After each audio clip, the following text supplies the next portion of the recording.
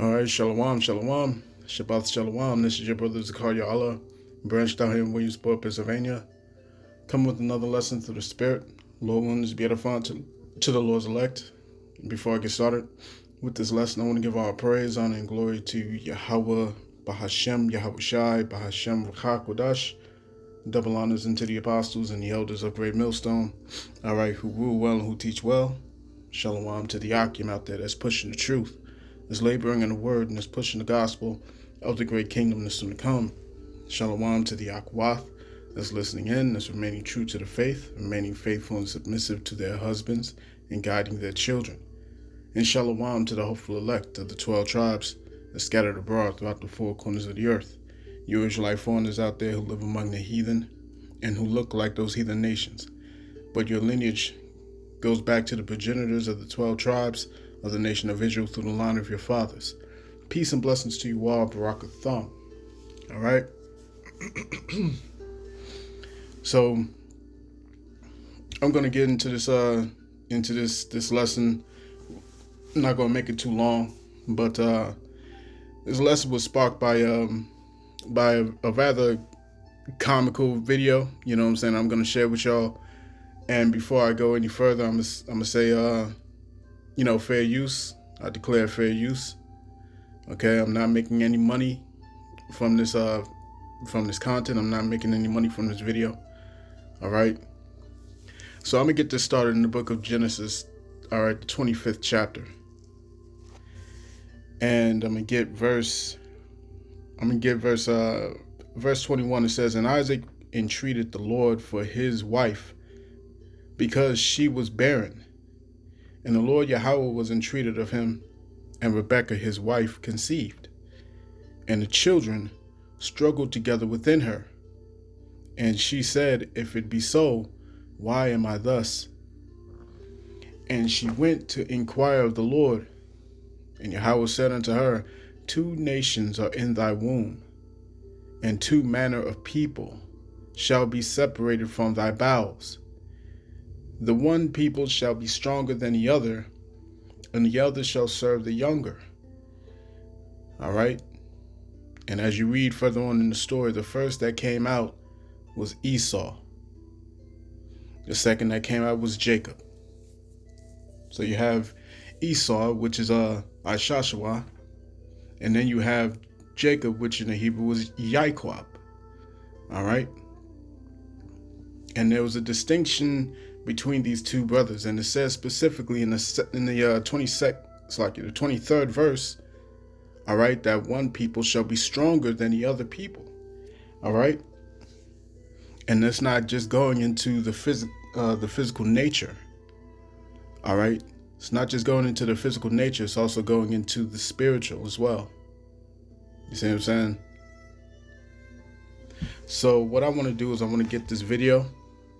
Once again, fair use, fair use. And let's watch this together. Bear with me. By now, I know everybody done seen old dude getting manhandled on that plane. That's the last thing you're gonna do to me. No. No, ma'am. You need to sit down. No, you're not.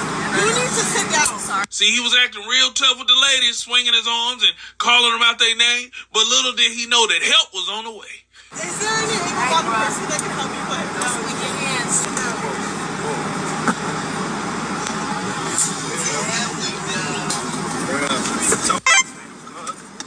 Look how he just developed manners out of nowhere. He slid out the way like, "Why, pardon me, sir, you shall pass. Let me make room." He said, "No, little buddy, finna about to go for this ride." Picked him up, armpit first. His light dimmed. His soul left his body. I bet his feet was just a dangling. And then he sat him down like a toddler in a booster seat. And he stopped and just looked him in his eyes like, "Father, is that you?" Cue the music. Another satisfying racial moment. But wait, there's more, because you going to jail now. Bye.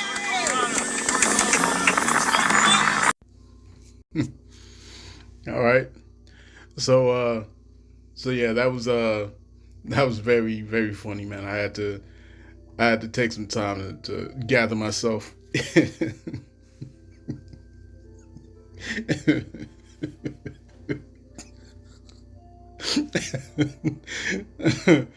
And it pretty much summarizes that this the perfect shot. That's the perfect shot. Oh my goodness. Yeah, man. So this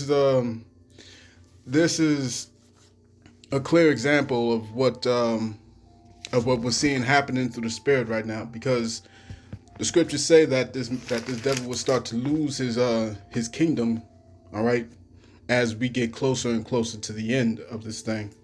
You see what I'm saying? Let me get this here in the book of Job, chapter 18. All right. This is pretty impromptu, man. I ain't got many scriptures laid up. You know what I'm saying? Just rolling in the spirit. This is Job chapter 18, and let's get verse 10. It says, "The snare is laid for him in the ground, and a trap for him in the way. Terror shall make him afraid on every side, and shall drive him to his feet. His strength shall be hunger bitten, and destruction shall be ready at his side." All right, his strength shall be hunger bitten. This man is losing his strength. These Edomites are losing their strength. You see what I'm saying? This is why you see them moving in such a what's the word?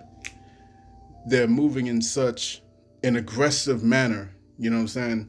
They're leaning on their sword one more time. You know what I'm saying? Because they know that their kingdom is about to fall apart. All right, they know this. The economy is destroyed. Their reputation around the world is destroyed. You know what I'm saying? People don't look at them as the beacon of hope and righteousness and all that stuff anymore. You see what I'm saying? And the world is calling them out for who they are, man. Okay? Verse 13, it shall devour the strength of his skin. Even the firstborn of death shall devour his strength. All right? And remember, Esau, Edom, was the firstborn. Jacob was the second. Verse 14, his confidence shall be rooted out. His confidence shall be rooted out. Y'all Edomites don't have, you know what I'm saying, that strong and mighty, you know what I'm saying, type of veneer about you anymore, man. You know what I'm saying? The pride of your heart has deceived you. Okay? His confidence shall be rooted out of his tabernacle, and it shall bring him to the King of terrors. All right, the King of terrors. The Heavenly Father, all right, he is known as the Almighty. The Almighty in the Hebrew, Alashadya. All right, Alashadra, which means terrible demon-like power. All right. And as you see the shift that's happening, all right, between these rulerships, okay, Esau is losing his dominion, and he's fighting desperately to hang on to what's left. Meanwhile, Jacob, you know what I'm saying, you Jakes, you so-called Negroes, Latinos, Native Indians, beginning with the men, all right, specifically the men, are being exalted. Okay, they're being looked at in a far more a far different light than what they were before under Esau's spell. You see what I'm saying? Under the propaganda, under the underneath all of the smoke and mirrors, the gaslighting.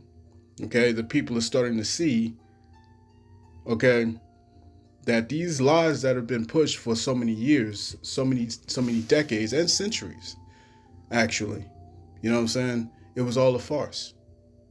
It was all a farce. Okay, through their pseudoscience and saying that you're three-fifths of a human. You know what I'm saying? Saying that you're prone to nothing but violence and death, as it says in the scriptures. The accuser of our brethren is cast down, and these are the accusers of the brethren, man. These are the accusers, man. All right. As a matter of fact, let's go to Psalms chapter 50.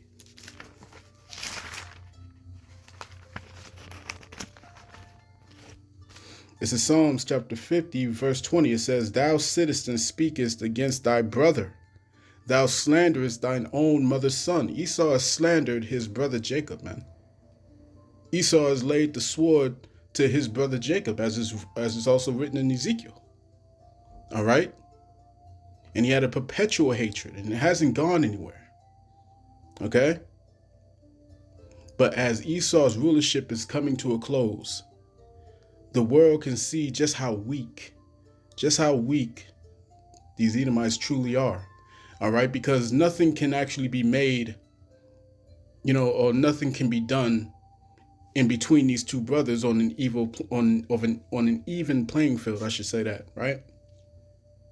On an even playing field, they know that they cannot compete. All right, they know that they can't hold to the might of what Jacob is, his younger brother. You see what I'm saying? And this is, as a matter of fact, let's get this here in Jeremiah real quick. All right, Jeremiah chapter 51. Jeremiah 51 and verse 19, it says, "The portion of Jacob is not like them, for he is the former of all things, and Yashar'Allah is the rod of his inheritance. Yahweh Tazapawath is his name." All right, the Lord of hosts is his name, man. So the portion of Jacob is the lot of the inheritance of the Heavenly Father. Okay, and Esau knows this.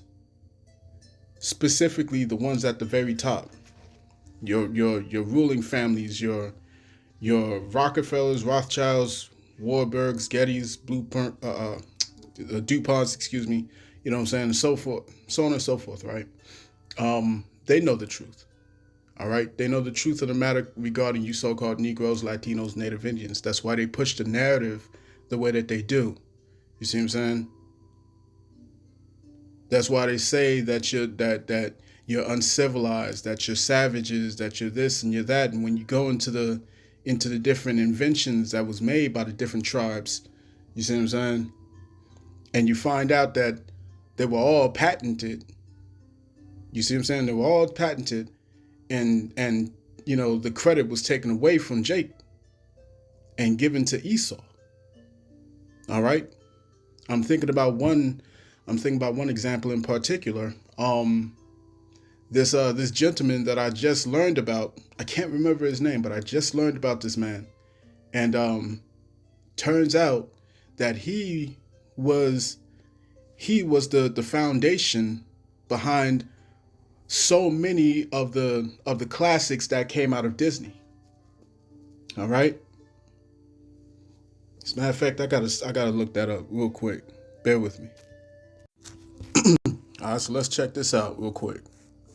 Walt Disney didn't create all the magic. He just made sure Floyd Norman didn't get credit for it. Floyd Norman broke barriers in 1956. He became the first black animator at Disney Studios. His hands helped bring to life classics like Sleeping Beauty, Jungle Book, and the 101 Dalmatians. But his name buried beneath the mouse. Walt himself called Floyd the kid with talent. But when it came time to give credit, Floyd stayed invisible. He didn't just draw, he made storylines, pitched ideas, and shaped characters. Yet when they needed diversity for the cameras, he was brought out. When it came time to reward creativity, they looked elsewhere. Even after retirement, Floyd kept showing up, because his love for animation outweighed their erasure. He worked on Mulan, Toy Story 2, and Monsters, Inc. with no spotlight. But here's what they don't want you to know. Black creativity built the magic. It just never got the fairy tale ending. Floyd Norman is 88 now, still drawing, still pushing. Follow to help this page reach and teach more Black history hidden below the surface. All right. So let's go back. Sorry, man. I gotta use this still shot, man. It's just perfect. But as you can see, if it's put on a leveled playing field, okay, Esau gets outgunned, or he gets overshadowed very quickly. All right, very quickly and very easily. Why? Because the portion of Jacob is not like them. You see what I'm saying? The portion of Jacob is not like the rest of these heathen. You see what I'm saying? That's why you see so much talent. All right, so many things that shapes the world all around the planet. You see what I'm saying? And these are Jakes. These are Israelites, man, scattered around the world. Okay? But you know, when you dive into the mindset of Esau, Edom, all right, you can go back to the understanding between Cain and Abel. Okay? The dynamic between Esau and Jacob is the same dynamic between Cain and Abel.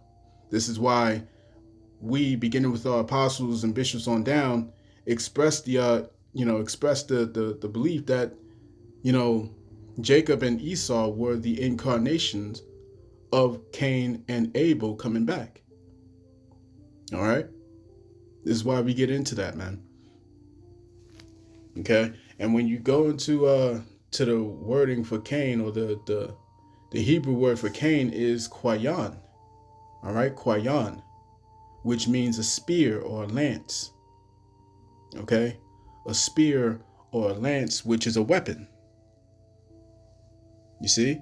And Cain's descendants became well known for creating weaponry. Well, the same dynamic happened in the case of Esau. All right? Esau was given the blessing of the sword, the blessing of weaponry. That was his blessing. Okay? To create the greatest weapons, to use the greatest weapons, to be an instrument of destabilization, an instrument of war. This is why every time they speak of peace, peace, peace, peace, it's never about peace. You see what I'm saying? Every time they talk about we're bringing democracy, we're bringing fairness, they never come to bring any of that. All right? Just look at their track record. This is supposed to be the so-called land of the brave, all right? Home of the brave and whatnot, land of the free, so on and so forth, and they go around talking about peace. But out of the 250 years that this country has been, you know, a nation, what is it? Over 90% of that time was spent in warfare. 90% of America's existence has been in warfare. You see what I'm saying? All right, let's go to Revelation. Revelation chapter 6.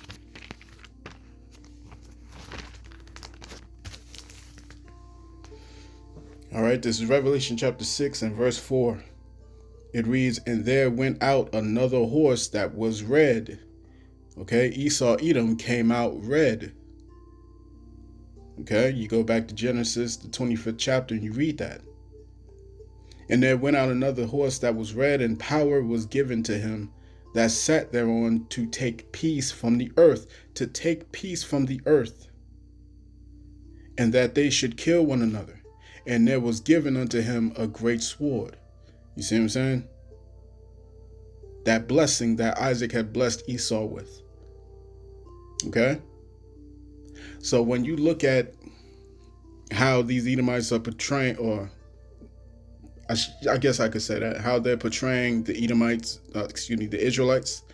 All right, the Edomites are portraying the Israelites in such a, you know, demeaning fashion.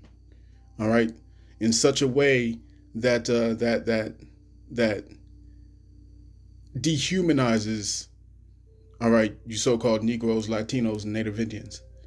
Okay, the reason for that is because of envy. All right, envy, man. Okay? And the world can see that. Right?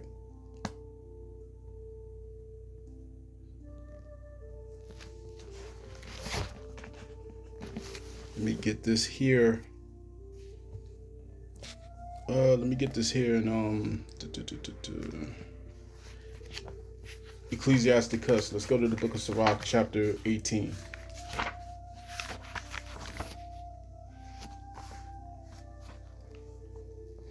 All right, Sirach chapter 18 and verse 18, it reads, a fool will upbraid churlishly.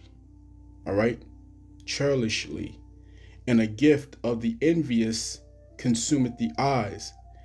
And a gift of the envious consumeth the eyes, man. All right, back to Cain and Abel. Excuse me, I can't talk right now. I'm still kind of under the weather, so bear with me, Akim. But you know what I'm saying? When you go back to Cain and Abel, Cain was what? He was envious of his brother Abel. Cain was envious of Abel.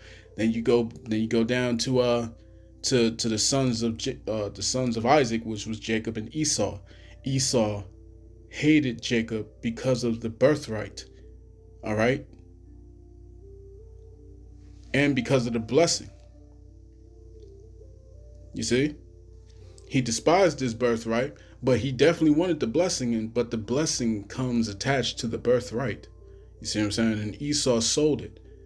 That's why you read in the book of Hebrews, the 12th chapter, 16th verse, all right, where it says, lest there should be anyone, all right, any profane person as Esau, who for one morsel of meat sold his birthright, man. You see? So envy has taken root in our twin brother Esau, man. And he wants that birthright back, right? Because he can see that the world is starting to look at Jacob a lot differently now, right? Where you go around and, you know, all the men, you so-called black men, you know what I'm saying, Hispanic men, all right, you're being exalted by all these other women, okay, around the world, man. All these other women are looking at you differently, okay? You look at the so-called white woman, okay, the Edomite woman. They want you. You see what I'm saying? They want you, man. Either be fantasizing or what have you. Whatever the case is, they want you. You see what I'm saying? They want you. Why? Because women are able to tell through the spirit who's really in charge, who's really powerful, who's stronger than the other one. You see what I'm saying? Hypergamy is something crazy, man. Okay? And women are able to tell that, beginning through the spirit. Okay? Let's go to let me see. Let's go to Ecclesiasticus. All right. Let's stay in Sirach, and let's go to chapter 10. All right. Sirach chapter 10 and verse 31, it reads, he that is honored in poverty, how much more in riches? And he that is dishonorable in riches, how much more in poverty? Okay, the so-called black man is the second most desired man on the planet. Why is that? Okay, the first desired man on the planet would be Esau. Okay, the reason for that is because they are rich. They are the wealthy. You see what I'm saying? They have the money. They have the resources. You see what I'm saying? But the strong second is Jacob. The strong second is Jacob, man. Why? Because the spirit. All right? Because the spirit, the way we conduct ourselves, the way we move, you know what I'm saying? There's style in everything that we do. All right? Everyone is attracted to what the so-called Negro, Latino, Native Indian is able to bring out through their rhythm. All right? Through their rhythm, through their motion. You see what I'm saying? They're more attractive. So if Esau Edom didn't have the wealth and the riches that he has, who would be number one? You see what I'm saying? Let me read that again. Sirach chapter 10 and verse 31. It says, he that is honored in poverty, all right, you Israelites are in poverty, yet you're being honored around the world, man. The world is looking at you in a light that you've never been seen in before. He that is honored in poverty, how much more in riches? How much more when we come into our kingdom? How much more when we come into rulership? How much more? You see? And he that is dishonorable in riches, you Edomites, y'all got the wealth, man. Y'all got the money. Y'all were the middle class. Y'all had all the goodly things. You see what I'm saying? But you've made enemies all around the world. Okay? Everyone is seeing who you truly are underneath that facade of having the 3-piece suit and all that stuff. You see what I'm saying? You're weak. You're weak within. You see what I'm saying? You're weak within. You see what I'm saying? And he that is dishonorable in riches, how much more in poverty? So when you Edomites are taken out, okay, taken out of rulership, and you're brought low, okay, lower than all the nations, where there will be a switching of roles, or switching of places, I should say, okay? That movie from Aaron Russo, Trading Places, okay? Trading Places. That was just a one man's depiction of what the future will hold. You know what I'm saying? Where the Israelites will be the ones at the top, and you Edomites will be despised. Okay? The Lord is reversing these roles, man. As a matter of fact, let me look this up real quick.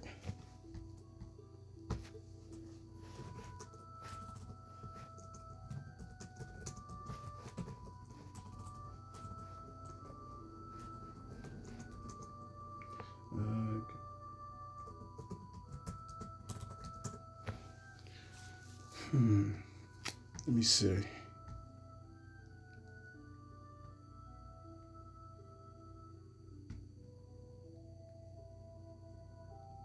I believe I want this in the book of Psalms. Okay, I did that wrong. Let me see.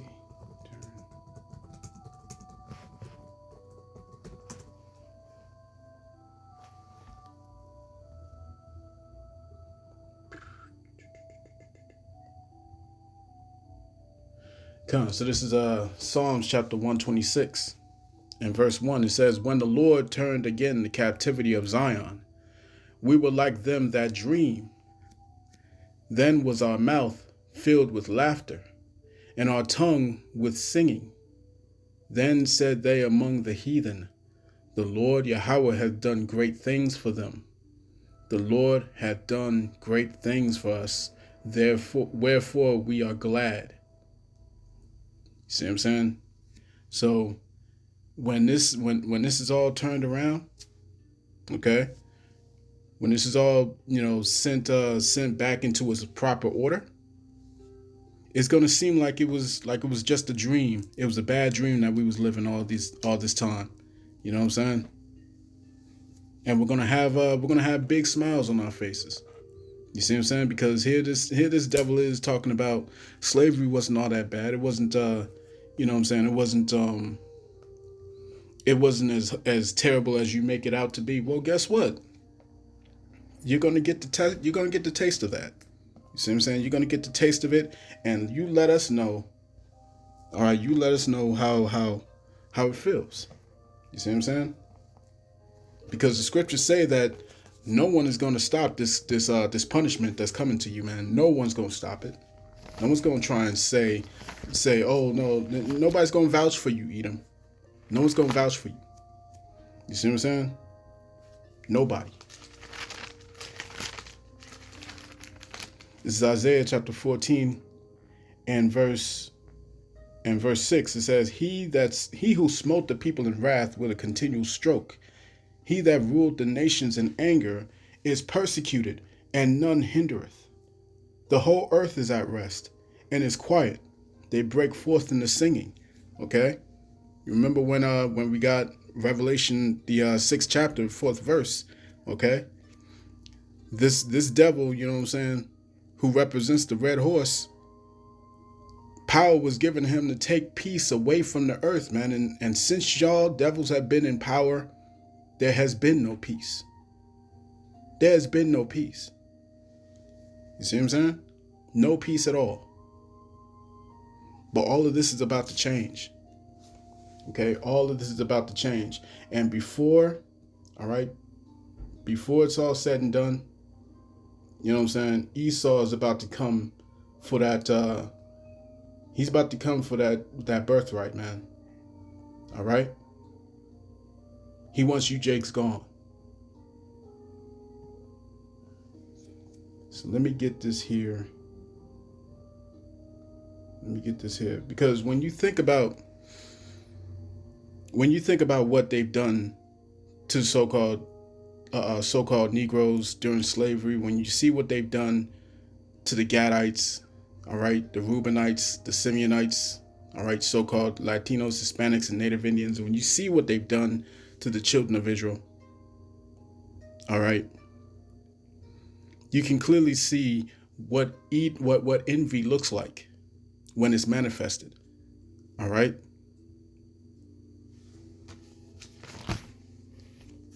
Let's go to Proverbs chapter 27. Proverbs 27 and verse 4. It's, you know what, let me start at verse 3. Proverbs 27 and 3, it says, a stone is heavy and the sand is weighty, but a fool's wrath is heavier than them both. Verse 4, wrath is cruel and anger is outrageous, but who is able to stand before envy? You see? So when you look at the things that they've done during slavery, you know what I'm saying? During the, during the different land grabs, when they waited for the men of the Native Americans, you know what I'm saying? When they waited for the men to go out hunting, they sent in, their own band of men and platoons to go and ravage their villages. You see what I'm saying? To grape their women. You see what I'm saying? To defile their children. I'm looking at a website right now. All right. And it's from AnswersAfrica.com. It says 8 most horrific and inhumane black slave punishments in the history of slavery. All right, I'm just going to name them. Number 8, shackling. Okay, number 8, shackling. Number 7, branding. Number 6, brutal whipping. Number 5, rubbing pepper, salt, and other hard substances on the wounds. Damn. And y'all want us to just let that one go, man. Y'all just want us to let this shit go. Number 4, torture instruments, man. All right. When you go into some of the things that they practiced, okay, it was grotesque. You know what I'm saying? Number 3, SA. Okay? SA, you should know what that means. Okay? Basically ravishing, man. A certain group of enslaved women were labeled Jezebels by their owners. These women were alleged to be more promiscuous than their counterparts and were often subjected to SA several times throughout the day. While white men forced these quote-unquote Jezebels to have intercourse with them, they claimed that it was the enslaved women's fault for being so loose. Although female slaves are the ones that suffer the most, sometimes males are also subjected to SA by promiscuous mistresses, or forced to have intercourse with fellow slaves to produce children who will work for their masters. Slaves are great without having anyone to report to. Instead, the slave owners expect them to be grateful for having intercourse with them, proudly saying that they are doing them a favor. All right? And then you also have what was known as buck breaking. Okay, buck breaking was where they would take a very strong man like the one that you saw in this video here. All right, Salakia. Look at that. This guy. Big guy. Him right here. All right, so they would take this guy, okay? They would take someone like him, a very strong one, okay? They would bend him over a barrel, they would bound him down, and they would have the men, all right, the slave owners would take turns, okay, sodomizing this man, okay? So they did things like this.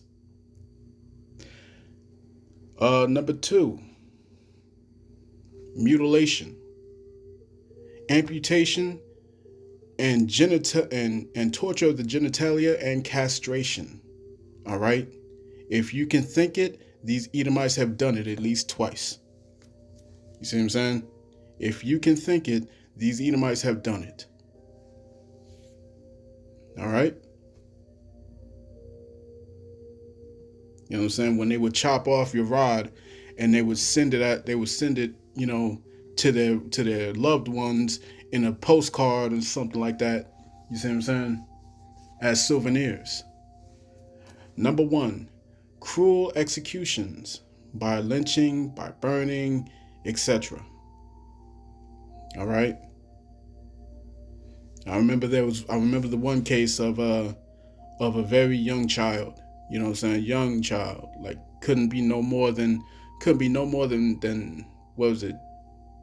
7 years old, I think it was. Maybe even younger than that.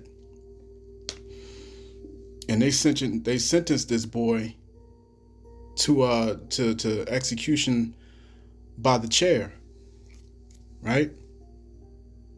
And the charge I think was I think they said that he touched this little child touched a so-called white woman.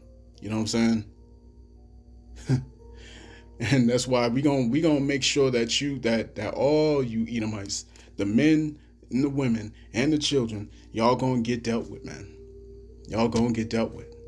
You see what I'm saying? Y'all gonna get dealt with. Okay? As the Lord liveth, y'all gonna get dealt with, man. So what they did was he was too short. He couldn't fit the chair. So they made him sit on books. They made him sit on books. You know what I'm saying? Like this is let's get this here, man. Let's go to Ezekiel. All right. I know I'm taking a little more time on this than I wanted to. Let's go to Ezekiel. Let's see. Ezekiel chapter 35.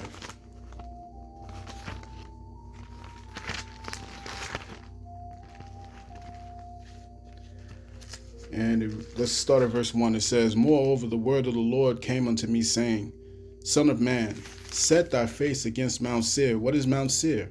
Mount Seir is the original home of the Edomites. Okay? "And prophesy against it, and say unto it, Thus saith the Lord power against Behold, O Mount Seir, I am against thee, and I will stretch out mine hand against thee, and I will make thee most desolate. I will lay thy cities waste, and thou shalt be desolate, and thou shalt know that I am the Lord, because thou hast had a perpetual hatred, and hast shed the blood of the children of Israel by the force of the sword, in the time of their calamity, in time that their iniquity had an end. Therefore, as I live, saith the Lord Yahweh power, I will prepare thee unto blood, and blood shall pursue thee. Since thou hast not hated blood, even blood shall pursue thee. You see what I'm saying? So that time is fast approaching, man. Okay? So this is a good depiction of the roles being reversed. All right? Because the people are going to walk around, these other nations are going to walk around looking at you, Edomites, man. They're going to be like, is this the man? All right? Is this the man who enslaved, you know what I'm saying, all these nations, who took all the resources, you know what I'm saying? Is this the man? All right? Just roughly paraphrasing. I'm going to close it out with this. All right, back to Isaiah chapter 14.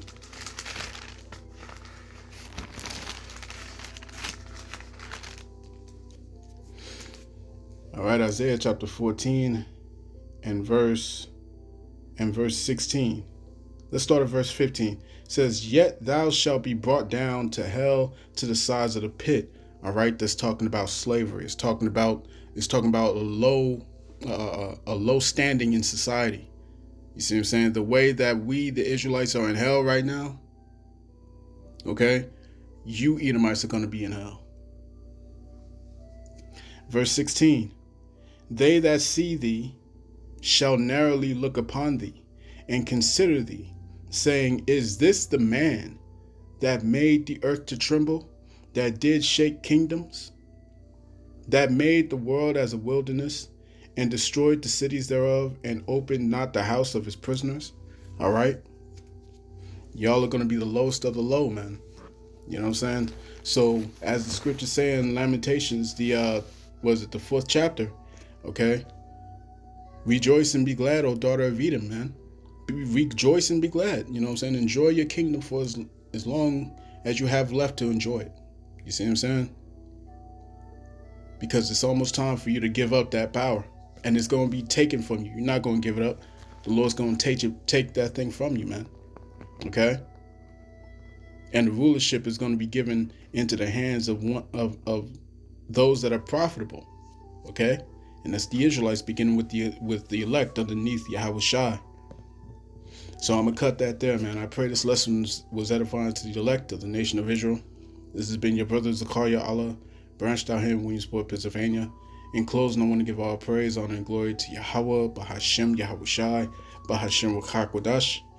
Double honors unto the apostles and the elders of Great Millstone, who rule well and who teach well. Peace and blessings to the hopeful elect. Shalom.